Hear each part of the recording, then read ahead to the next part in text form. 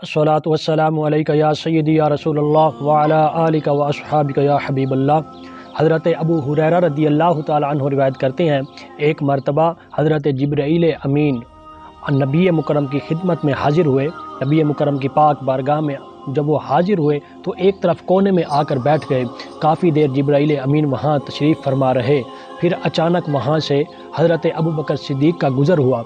जब हज़रत जिब्राईल अमीन ने सिद्दीक़ अकबर को वहाँ से गुज़रता देखा तो नबी मुकरम की पाक बारगाह में अर्ज़ गुज़ार हुए, या रसूल अल्लाह सल्लल्लाहु अलैहि वसल्लम, ये अबू कुहाफ़ा के बेटे हैं। तो नबी मुकरम ने इरशाद फरमाया, ए जिब्राईल, क्या तुम लोग भी इन्हें जानते हो? क्या आसमान वाले भी अबू बकर को जानते हैं? क्या फ़रिश्तों को भी अबू बकर के बारे में इल्म है? उनके बारे में सब कुछ जानते हैं? उनकी इज़्ज़त के बारे में उन्हें भी पता है? तो जिब्राईल अमीन ने अर्ज़ की, या रसूल अल्लाह सल्लल्लाहु अलैहि वसल्लम, अल्लाह रब्बुल इज़्ज़त की कसम जिसने आपको हक़ के साथ मबूस फरमाया है, अबू बकर ज़मीन की निस्बत आसमानों में ज़्यादा मशहूर हैं और आसमानों में उनका नाम हलीम है।